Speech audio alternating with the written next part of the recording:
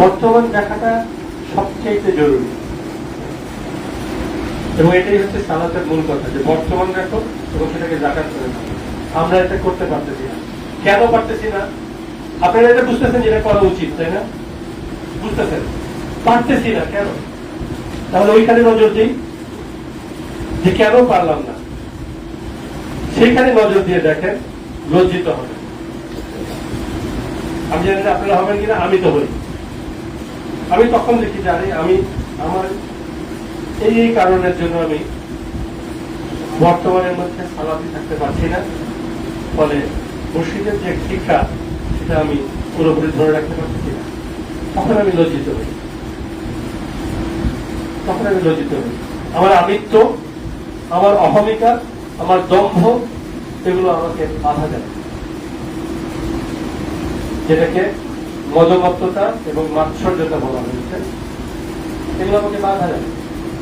আমার লোভ, আমার মোহ, আমার কাম আমাকে বাধা দেয়।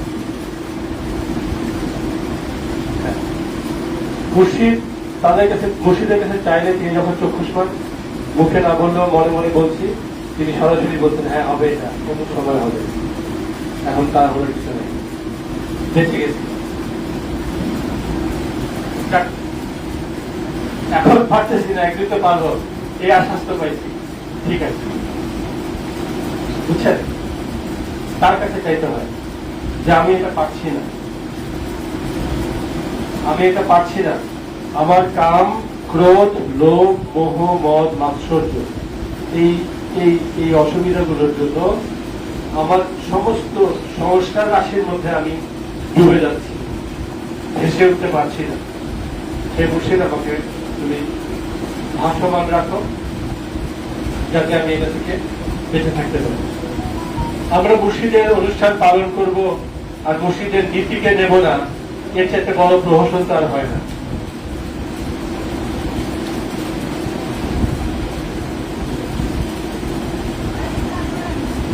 আপনারা কি প্রহসনে থাকবেন? নিশ্চয়ই না। আমরা কখনো প্রহসনে থাকতে চাই না। যখন বুঝে ফেলেছি যে মুর্শিদের নীতি এটা, দর্শন এটা, আমি প্রহসন কেন থাকবো? কেন তার নাম দিব, তার নীতিতে থাকবো না? আমাদের তার নীতিতে থাকতে হবে।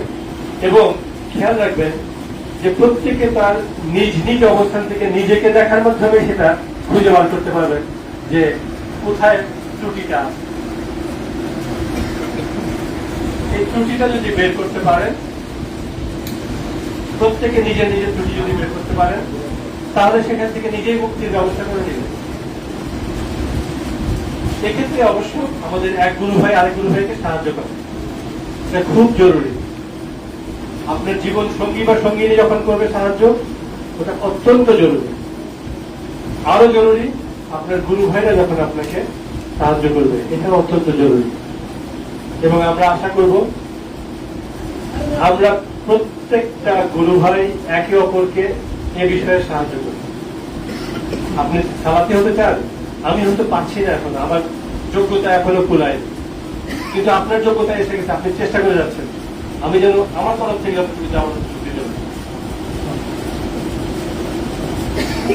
বুঝতে পারলেন? এই চেষ্টাটা আমরা সবসময় রাখবো যে আমাদের মধ্যে অনেকে আছেন যারা পারেন, তাদেরকে আপনি পারতেছেন না, তার দিকে সম্মান রাখবেন এবং তাকে করতে সাহায্য করবেন। অনেকেই আছেন যাদের সাংসারিক কাঁধের জোয়ালটা নাই। তো সমাজের মধ্যে এটা একটা কাঁধের জোয়াল হিসাবেই দেখা হয়, সাংসারিক কাঁধের জোয়ালটা নাই। কিন্তু একজন মহাপুরুষের সংসার কিন্তু কাঁধের জোয়াল নয়, সেটা তার সুন্দর একটা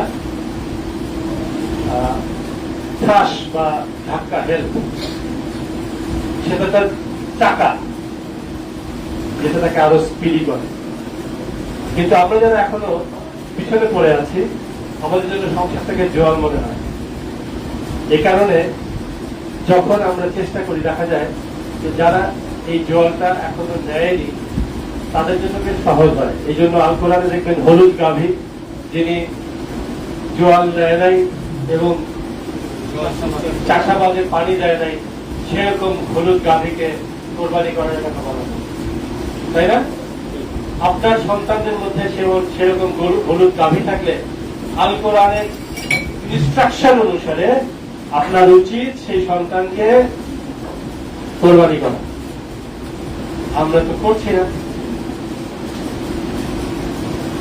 আমরা তো করছি না। যদি কেউ করে আমরা যেন তাকে সাহায্য করি। তাহলে এই যে সুন্দর একটা কাজে নেমে গেছে কেউ, তাকে যেন আমরা নিরুৎসাহিত না করি।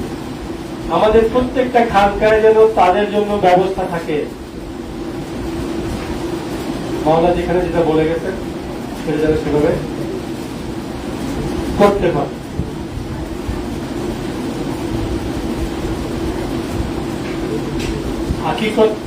হাকিকতে সকল কর্ম চিন্তাকে ভেঙে ভেঙে তার স্বরূপকে জ্ঞান দ্বারা বিস্তারিত দেখিবার নাম সালাত। হ্যাঁ, সালাতকে বিভিন্ন ভাবে সংজ্ঞায়িত করেছেন বিভিন্ন মহাপুরুষ। এটিও আমার মওলার একটি বাণী।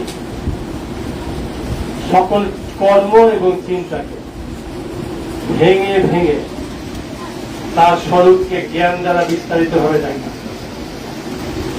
এখন জ্ঞান দ্বারা যখন বলা হয়েছে, নিশ্চয়ই আপনার হাতে জ্ঞান আছে। আপনি দেখবেন কি জ্ঞান দ্বারা, তাহলে আপনার হাতে জ্ঞান আছে। জ্ঞানটা পেয়েছেন নিশ্চয়ই আপনার মুর্শিদের থেকে। প্রত্যেকের হাতের জ্ঞান কি একই রকম? তা তো নয়। তাহলে সকলের থেকে কি একই রকম আশা করবো? তাও করবো না। একটু বুঝতে দেন আমাদের।